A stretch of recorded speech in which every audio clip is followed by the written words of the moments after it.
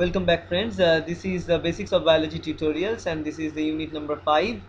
And we are starting with this famous picture to understand the structure of DNA. Now, in this video, we'll be talking about the DNA structure and a little bit about replication. I'm not going to talk details about replication because there are other videos in my channel. You can find the detailing about DNA replication process. So now let's move on. Now from the beginning of the journey of science about the DNA or the genetic material which carries the information from one generation to another generation, to prove that yes, there is something called nucleic acid which can carry this information from one generation to another generation. That is that the journey was started from the huge very important experiment conducted by Robert Griffith. uh, I think it's Frederick Griffith. Anyways, 1928. The experiment which proves the transformation of cell utilizing the DNA or nucleic acid. Now, what is the experiment? The experiment was very simple. You can also log on my site and you can find the Griffith experiment in much more detail. But here we can say a simple about this experiment, that in that time Griffith was, it's actually Frederick Griffith will be the answer. Anyways, at that time Griffith was working with bacteria, pneumonia bacteria. Now this pneumonia bacteria are two types, are of two types. One is the non-virulent type, which is lacking the layer, the extra membrane layer or the layer of glycocalyx outside, and another strain was a virulent one, which is having this layer. So this virulent strain, as a result of having the layers, are smooth in nature, so we call them the smooth strain. On the other hand, the non-virulent strain are called the rough strain.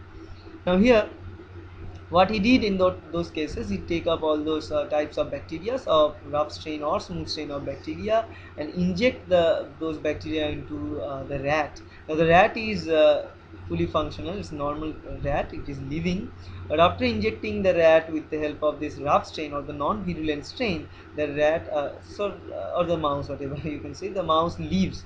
But when he injected those mouse with the help of this smooth strain which are virulent, the result is quite logical, that the mouse dies.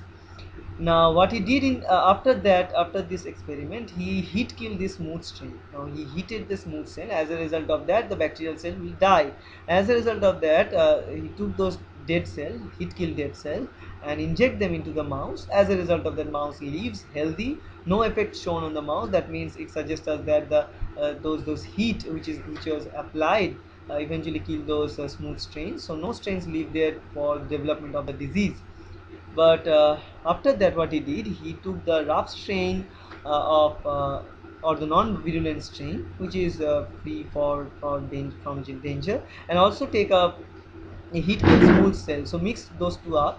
So individually rough strain and also heat kill smooth strain cannot cause any disease. We can see in the previous picture. So let me take a color. You can see here pretty detailed manner that uh, here mouse leaves and here also mouse leaves. So both of the strains, rough strain and heat kill smooth strain, cannot cause any disease. Now if we punch them together and inject this mixture to the mouse, he found extremely surprising result, and that was that mouse dies.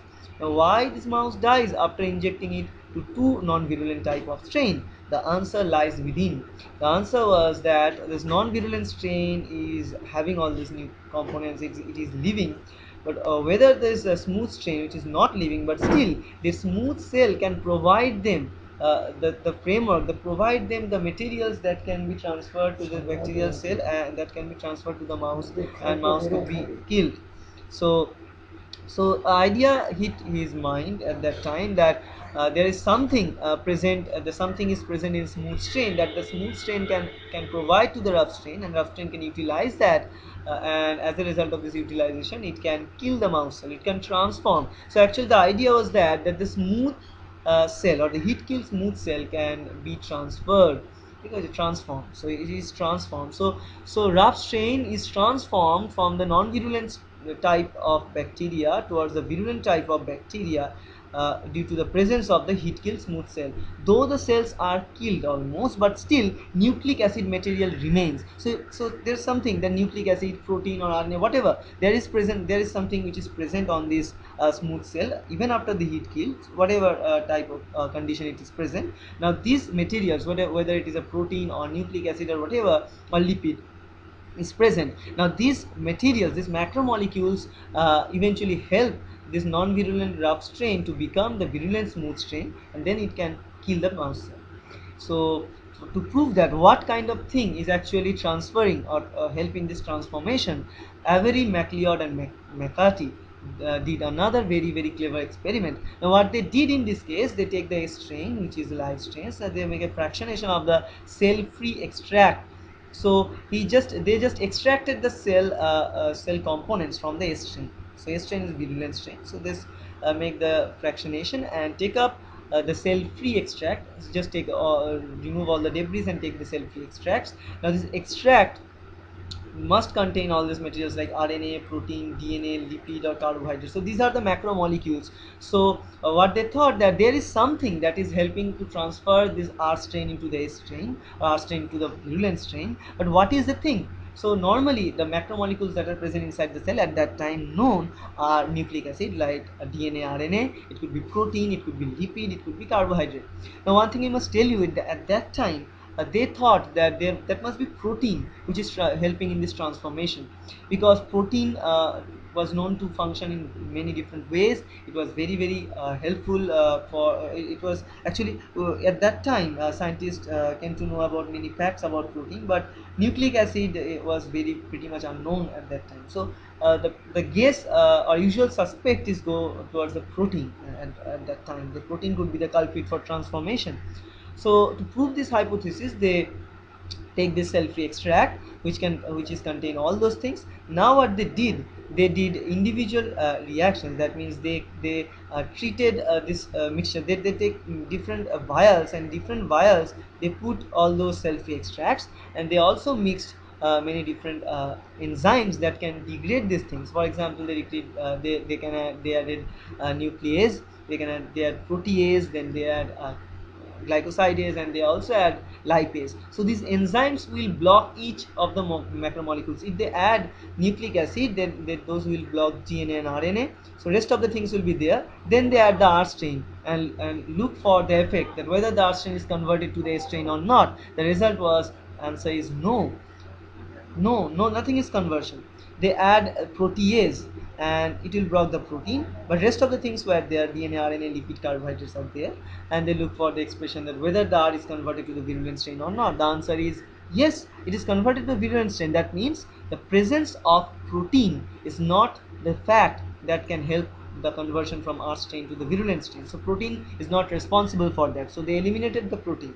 Then they took another enzyme, lipase, add lipase and look for the reactions. They said yes, after adding the lipase, but still R is converted to the virulent strain. So lipid is not the molecule which is helping the conversion.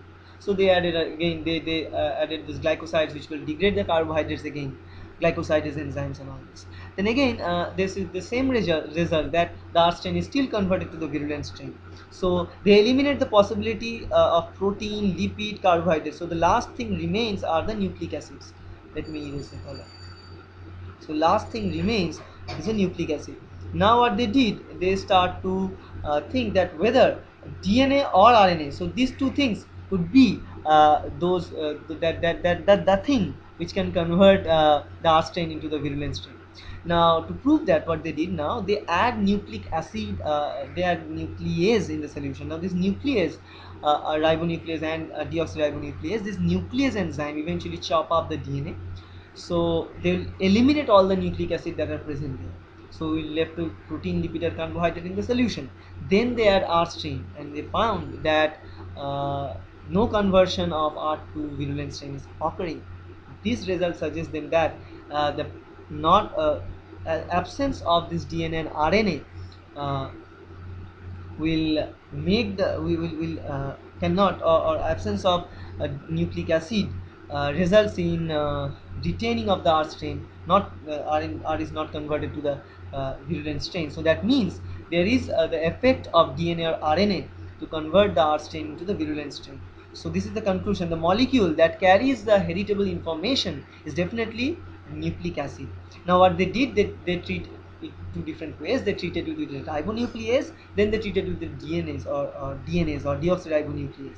They found that when they treated with the deoxyribonuclease, then they found no effect, that means no conversion of R to virulent. But when they treated with the RNAs or ribonuclease, then they can found still blocking the RNAs would not lead any effect to the conversion of R to virulent strain. That means they conclude from this experiment that this DNA is a material. DNA is that thing which is helping the conversion from R to another strain, that is helping in the transformation. So the DNA is a material which take all the informations from one generation and pass it to the next generation. So it's a very clever experiment, though it's yet simple, but still a very clever experiment to conduct and tell us that yes, DNA is a material. Now when we know about the DNA, now in case of eukaryotic system, a puzzle question come into our mind that DNAs are really long, it's huge structures, but how would they fix onto the small tiny nucleus inside a cell? The answer lies in this picture.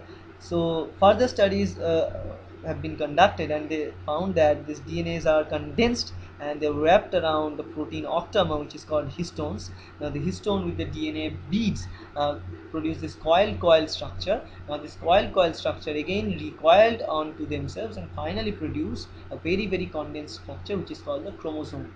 So that's how a chromosome can be made. Now the chromosome can contain this DNA in very tight compact form inside the nucleus. So the chromosomal arrangement is very important to hold the huge amount of information in very tiny area. Now the DNA has four bases. Now this is the basic structure of DNA. Now the DNA has four bases. So adenine, thymine, guanine, and cytosine, A, G, and TC. So whole point of all the discussion is that the whole molecular talk, or the whole molecular alphabet system, which we are going to look at future slides, and we'll be looking and be studying, and you will be studying in future times. All these things, all the molecular talk, all the molecular language is based on these four alphabets, which are A, G, T, and C, which is present in the DNA, and one another base, which is uracil, present found in RNA instead of thymine in those cells. Now these four bases are the building block of a DNA, and also not only these four bases, but also they have a backbone, and the backbone is provided by sugar and phosphorus. Now sugar and phosphorus will hold the structure together just like ladders, and the staircases are made up with this base interactions. Now these base are two types. One is called the purines, another one is called the pyrimidines. Now the purines types are the adenine and guanine, and pyrimidine types are the thymine and cytosine. Now it is a rule according to the Arvind Shargov, who is a famous scientist at that time, that a purine always pairs with a pyrimidine, and a pyrimidine always pairs with a purine. So purine cannot pair, because purine bases are having having larger structure. So if you look at the structure, you can find here adenine and guanine are purines. So we have two cyclic rings instead of one. In case of pyrimidines, we are having one cyclic rings. Here we are having two cyclic rings. So if so we need to maintain the structural homology throughout the place of a DNA. That means the length of a DNA, that and the distance between two backbone must be remain constant, right? So for that purpose, we must pair one purine with another pyrimidine, and another pyrimidine with another purine. Now these bonds that they utilize to attach with themselves are called the hydrogen bonds. Now you may have heard of hydrogen bonds. If you don't know, then go back to my channel, you can find a video on hydrogen bonds. These hydrogen bonds are of huge implication in the field of biological studies, because when you are talking about any kind of biological reactions, any kind of biological structural features, you must find the hydrogen bonds and the effect of hydrogen bonds.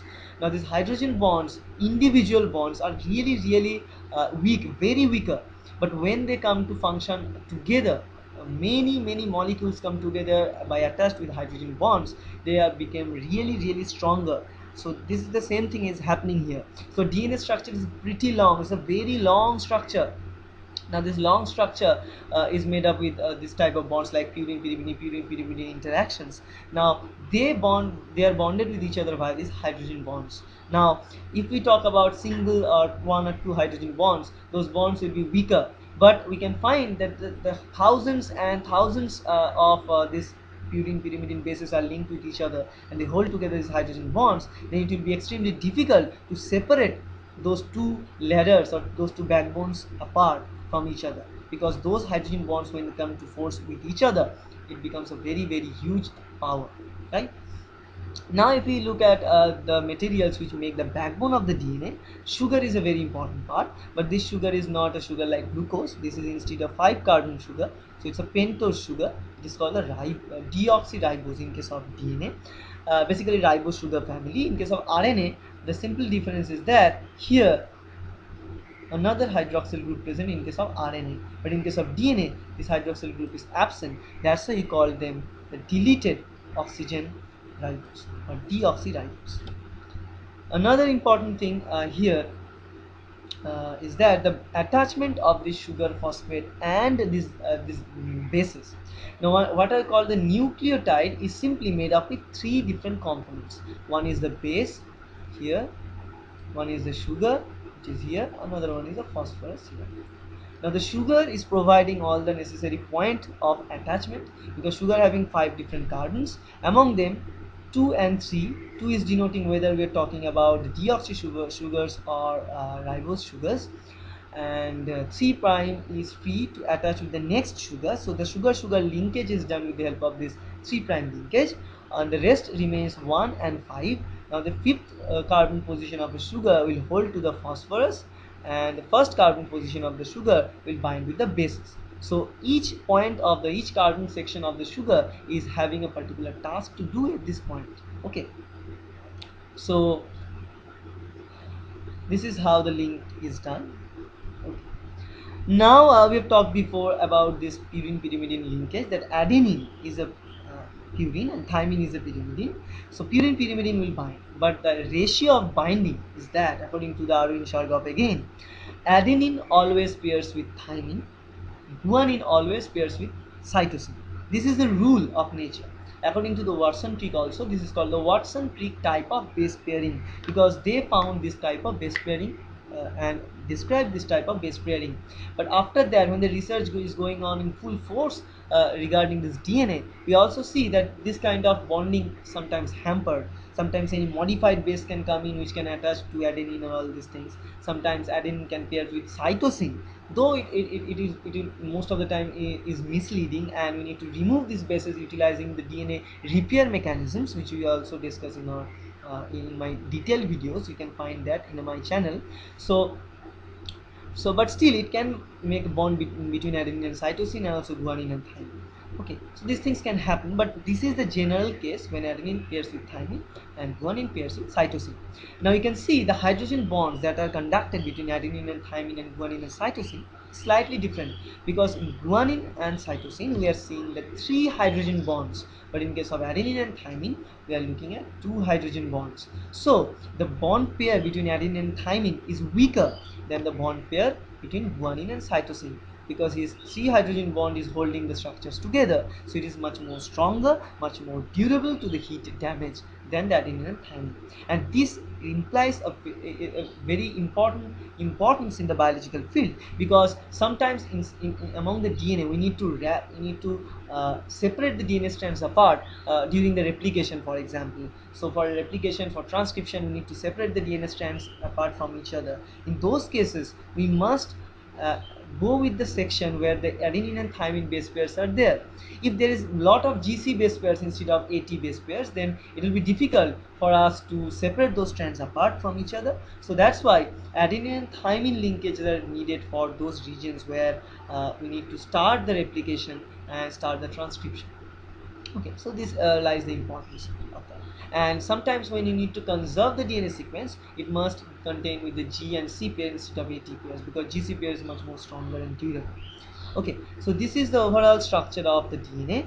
Here we find the 5 prime 3 prime and the 3 prime 5 prime. So this prime thing is actually the number of the carbon of sugar. So 5 prime means the 5 carbon position of the sugar, and here is the 3' is the third carbon position of the sugar.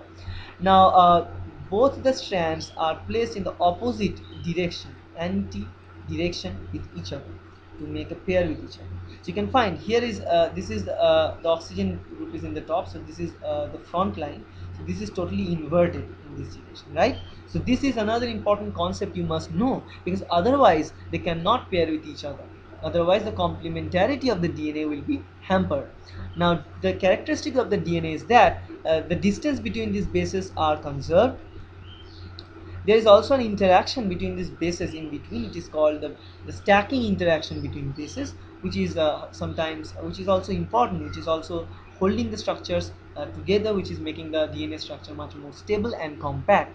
Okay, and also the distance between these two backbones are also remain constant. This is also thing, and the DNA is having typical spiral nature. Now the spiral nature of the DNA is also important, and the spiral, to make the spiral nature of the DNA applicable, the distance between each spiral or each round is also maintained. The number of nucleotides present between each of this round is also constant in this case. Okay, so these are the characteristics of the DNA. Now if you look at the genes and the base pairs of DNA in different organisms, like from yeast to roundworm, then mouse, fruit fly, human, then you can find that the genes are present in this way. 6,000 for yeast, 19,000 for roundworm, and all these things we can find in this case. Okay, now okay. Okay.